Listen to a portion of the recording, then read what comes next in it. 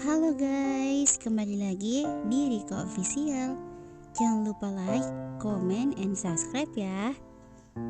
Nikah itu bukan perkara baju pengantin yang indah, bukan perkara resepsi yang megah, bukan perkara mobil pengantin yang mewah, bukan perkara baper lihat yang wah. Tapi nikah itu perkara ibadah yang terlama di hadapan Allah.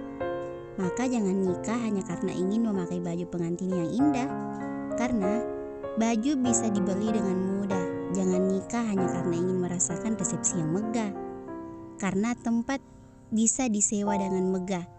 Jangan nikah hanya karena ingin menaiki mobil yang mewah, karena mobil bisa disewa. Jangan nikah hanya karena baper lihat yang wah, karena yang wah juga bisa kecewa. Tapi nikahlah karena ilah. Tapi nikahlah karena lillah, karena ingin beribadah, karena ingin menggapai jannah, dan karena ingin menjalankan sunnah. Apa daya, semua itu hanya menjadi angan belaka. Ingin rasanya ia memberontak dengan keras tentang apa yang sedang terjadi dengan takdirnya. Ia benci hal ini. Ia tak menginginkan hal ini terjadi. Nasihat Bunda Niko terus terngiang di telinga. Apa jadinya jika Bunda Niko tahu hal yang sebenarnya? Nak, kamu sepertinya wanita baik-baik. Apa kalian pacaran? Pertanyaan yang sebenarnya simpel. Simpel saja jika memang ada hubungan. Tapi mereka tak memiliki hubungan apapun. Sebagai anak yang menghormati, ia tak mau menyakiti perasaannya. Jadi memilih diam rasanya tak salah. Gak apa-apa kalau gak dijawab, Bunda gak akan maksa. Toh sepertinya anak Bunda nyaman. Yani melirik ke arah Niko yang hanya menyimak dari balik meja kerjanya, tak lupa dengan senyum tipisnya. Maaf Bunda, Bunda ada apa kemari? Nggak biasanya. Niko memotong cepat ucapan Reni. Ia tak mau jika Reni membongkar semuanya sekarang. Ia belum bisa menemukan menantu idaman lain. Cukup biarkan begini saja. Setidaknya bundanya akan tenang dan tak merecoki hidupnya lebih jauh. Ini ada makan siang buat kamu. Bunda yakin selama sebulan terakhir kamu makannya gak teratur dan gak sehat. Jadi Bunda bawakan makanan yang insya Allah sehat dan bisa buat kamu semakin semangat. Niko bernapas lega. Setidaknya bundanya tak bertanya lebih jauh. Yani dengan semangat membuka paper bag yang sejak tadi ia anggurkan di atas meja. Oh ya, Reni, kamu mau sekalian makan?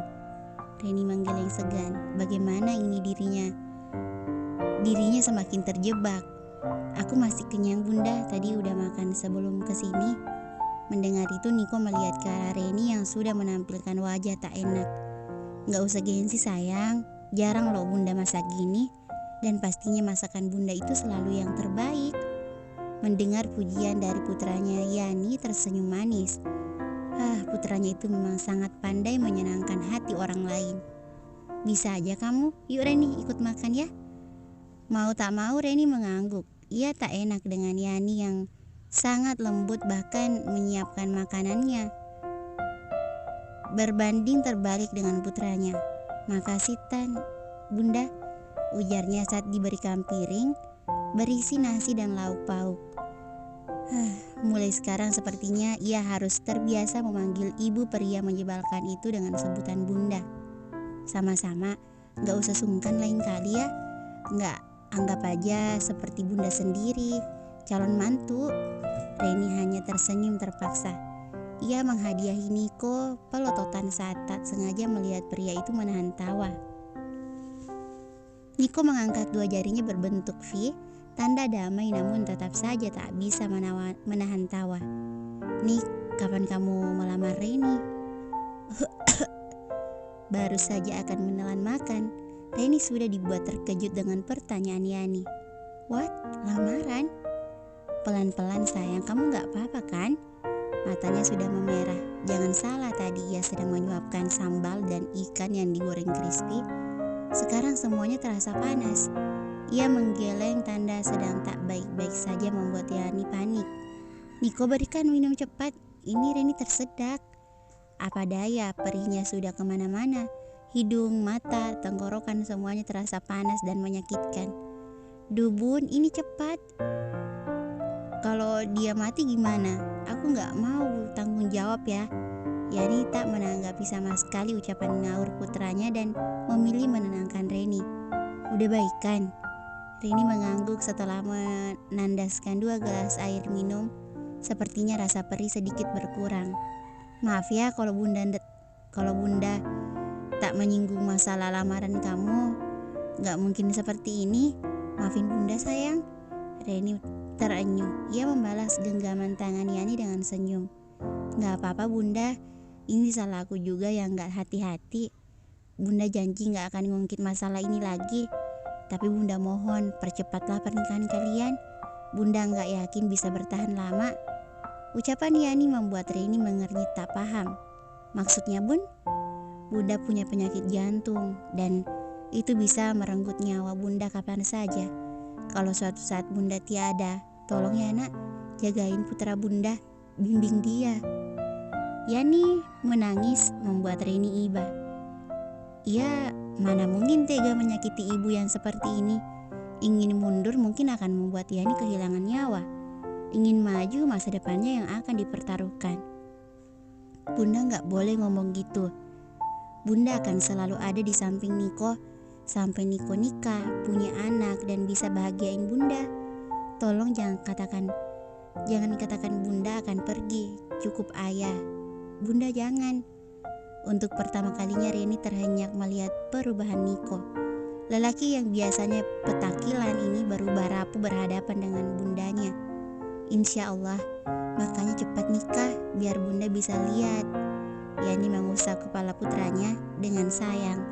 Bahkan sedikit diakhiri kekehan. Udah jangan melo, malu diliatin calon mantu. Niko tersadar, dengan cepat ia menjauh dari bundanya.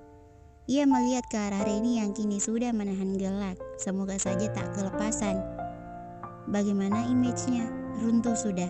Reni sudah melihat sisi terapunya. Tapi ia tak akan membiarkan wanita ini menang darinya. Ia tercipta sebagai pemenang bukan pecundang. Karena Niko sayang bunda, kebangetan.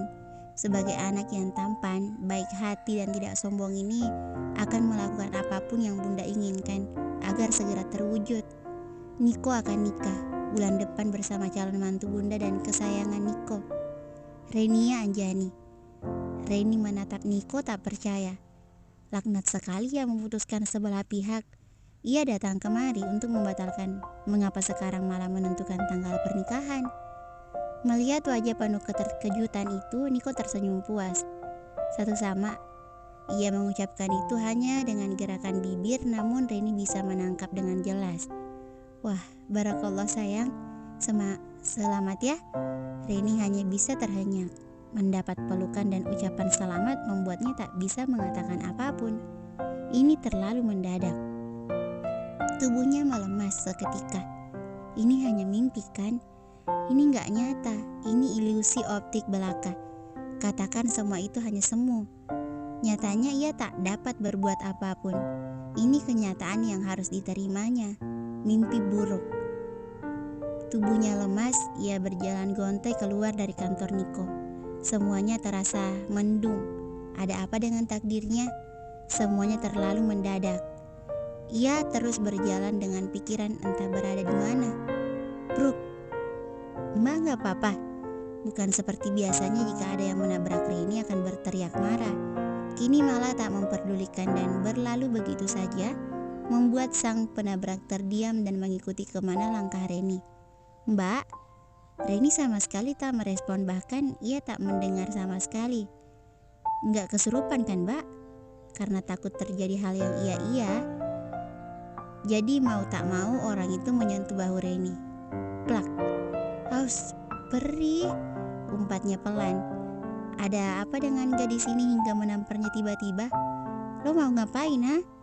Harusnya gue yang nanya sama situ. Kenapa malah nampar wajah tampan gue? Masih dengan ringisan pelan sambil mengusap pipinya yang panas, mendapat ciuman maut dari tekapak tangan seorang Reni. Lo siapa? Pencopet ya? Atau lo penculik? Tolong. Reni berubah histeris saat menyadari sesuatu. Ia sama sekali tak mengenal lelaki ini, dan melihat pakaian lelaki yang serba hitam, jaket hitam, jeans hitam, masker serta topi hitam membuat Reni semakin yakin bahwa lelaki ini penjahat. Tolong, diam Ella. Mana ada orang ganteng, manis, imut, mirip Song Joong Ki gini lo bilang penculik. Kenalin, nama gue Raihan Al-Mahdi Mulia Rahmat. Lelaki yang ternyata bernama Raihan itu menutup mulut mercon Reni yang akan mengundang spekulasi tak baik bagi masyarakat sekitar. Bisa terungkap bila selebritis yang paling dicari itu sedang berada di sini. Ia membuka maskernya sebentar untuk meyakinkan Reni agar tak berteriak lagi. Sekali lagi ia berteriak, bukan karena ditampar, namun gigitan Reni pada telapak tangannya luar biasa dahsyat. Mau tak mau ia langsung melepaskan bekapan tangannya dari mulut Reni. Lo mau bunuh gue? Bukannya merasa bersalah karena sudah menggigit tangan lelaki bernama Rehan itu, ia malah memarahinya. Ngapain banget gue bunuh lo? Nggak penting. Raihan mendengus. Seumur-umur ia baru bertemu wanita sebarbar ini. Biasanya mereka langsung bertekuk lutut hanya dengan mendengarkan suaranya. Apalagi ia sudah memperlihatkan ketampanannya. Itu tadi apa namanya? Lo mau bunuh gue pakai nutup mulut sama hidung gue sampai nggak bisa napas. Itu namanya ngebunuh orang. Untung gigi gue tajam jadi berguna. Tangan lo berdarah nggak?